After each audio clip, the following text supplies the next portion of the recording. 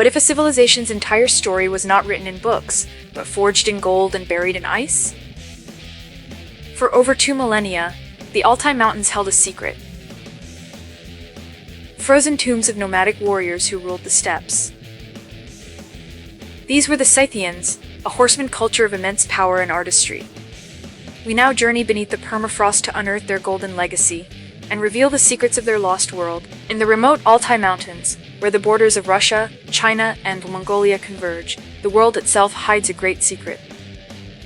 Here in the Pazyryk Valley lie Kurgans' ancient burial mounds that, to an untrained eye, appear as nothing more than simple hills. But beneath the layers of earth and stone, a unique combination of climate and construction created something extraordinary, a deep layer of permafrost. For more than 2,000 years, this ice acted as a perfect time capsule. When expert archaeologists first pierced the frozen ground in the mid-20th century, they were completely unprepared for what they would find. Because it wasn't only bones and gold that had survived. Something far more fragile and far more revealing had endured.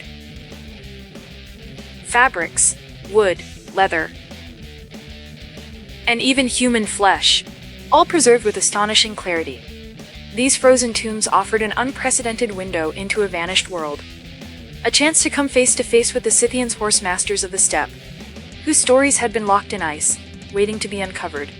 This was not just excavation. It was the story of an awakening. Who were the people of the Pazyryk tombs? They were a branch of the Scythians, a confederation of nomadic tribes that dominated the Eurasian steppe from the 7th to the 3rd century BCE.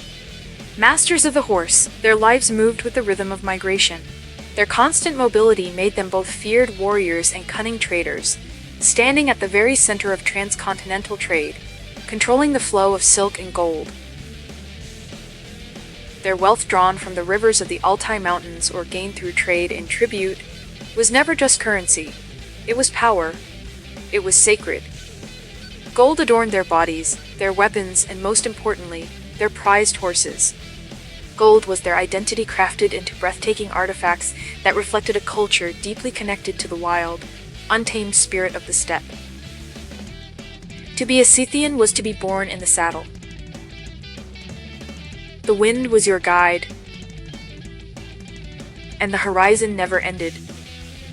They were the founders of a golden empire without borders. The gold of the Scythians was not merely decorative. It was a vibrant, living language. Lacking a written script, they encoded their beliefs, myths, and social hierarchy into a unique artistic expression, known as the animal style. This was a world of powerful beasts, both real and imagined. Predatory felines, coiled in anticipation, symbolized ferocity and speed. Majestic stags with elaborate antlers represented the sun and regeneration. Griffins, the mythical fusion of lion and eagle, were guardians of gold and conduits to the spirit world. These were not simple portraits of nature, but dynamic scenes of conflict and transformation, a predator attacking its prey, a stag morphing into a bird. Every twisted muscle, every exaggerated feature, was a word in a sentence, a story of the cosmic struggle that the Scythians saw all around them. Through these golden forms, they communicated with their gods, and immortalized their understanding of the universe. For the Scythian elite, the journey into the afterlife was the most important ride of all, and they did not travel alone.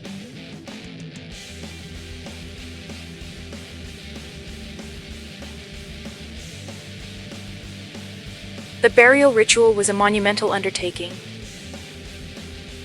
a piece of public theater that reaffirmed the social order and the community's connection to the cosmos. The deceased leader was prepared and placed in a deep log chamber, a house for eternity. They were surrounded by the finest objects they would need in the next world. Weapons, cauldrons filled with food, and vessels for drink. But most critically, their entourage accompanied them. Their most prized horses, adorned in magnificent, custom-made tack with golden decorations, were arranged in an adjacent chamber, ready to gallop into the spirit world. In some high-status tombs, attendants and concubines also joined them on this final journey. It was a solemn, profound statement of power and belief.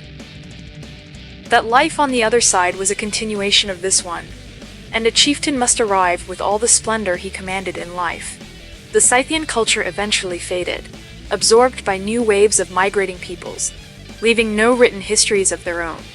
For centuries, their story was told only by their rivals, the Greeks and Persians. But the frozen tombs of the Altai have given them back their voice. Today, their legacy is not silent. It echoes in the art of later empires that adopted their animal motifs. It lives in the genetic heritage of the peoples of Central Asia. And it is enshrined in museums, where their golden treasures and preserved remains bridge the millennia, connecting us to their world. These artifacts are more than just archaeological finds. They are dispatches from a lost culture, a testament to the power, artistry, and spiritual depth of the enigmatic horse lords.